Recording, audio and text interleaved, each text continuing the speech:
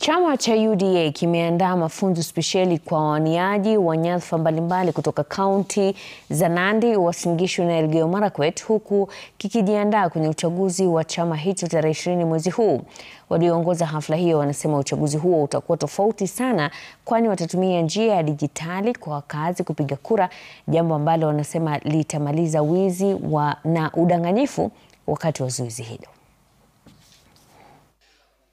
Wawaniaji mbalimbali kutoka kaunti ya Uasin Gishu, Nandi na Elgeyo Marakwet wamekongamana hii leo jijini Eldoret kuelimishwa jinsi na namna uchaguzi utakavyoendeshwa. Wamefahamishwa kwamba uchaguzi mdogo ama uchaguzi wa chama cha UDA utafanyika tarehe 20 Jumamosi hii, na wanaambiwa kwamba uchaguzi huu utakuwa kwa njia ya dijitali. Itapunguza sana mambo ya malpractices mbaya ambayo inakuanga kwa elections, and I am sure you will have time today kupitia process hapo wakati sasa tunafanya demonstration ya kupiga kura na kuona vile results itatoka. Itakuwa immediately. Ukipiga kura hapa, ukijaribu kurudia ya pili, itatoa sauti nyingine yenye hata the whole polling center itakuwa alert. So it is very tight. Ni mzuri. It is the best and it is the way to go. Kwa sasa tunafanya uchaguzi wa digitali.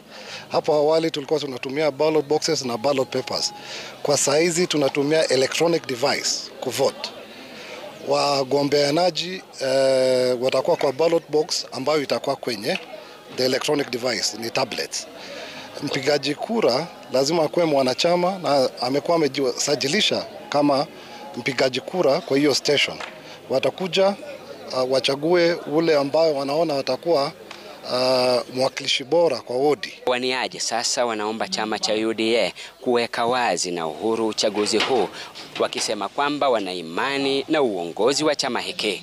Nimefurahia vile chama umefanya. Tunashukuru His Excellency the President kwa ile msimamo ya chama. Tunaona itakuwa free and fair. Tumekuja kusikiza hawa na tunaaminia chama na wenye wanasimamia ICT system kwa chama wakiongozwa na chairman wetu hapa Kiprop Paul. Tunataka tumpatie ujumbe kwamba wacha system ikuwe protected.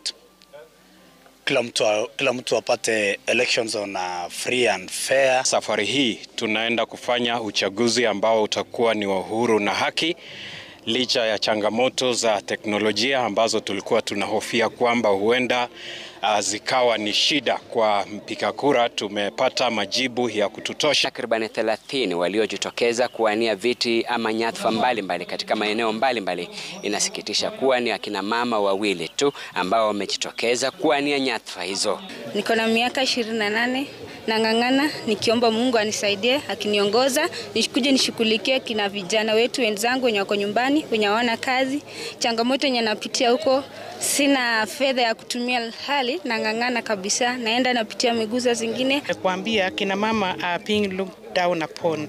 That is why kina mama wanaogopa kutoka, kwa sababu wanaona wakitoka watakanyakiwa chini. Especially for my case, I'm the only gender against 8 men. So I believe I'm also a strong woman, kwa sababu run a race with men is not easy. Now the financial status ni tofauti kwa mwanamke na mwanaume. But for women we are really tough, na tungepata support we can do it. What a man can do, a woman can do it better. Wanachama wa chama cha UDA sasa wanaombwa kujitokeza kwa wingi ili waweze kumchagua kiongozi atakayewaongoza. John Wanyama, runinga ya Citizen, kaunti ya Uasin Gishu.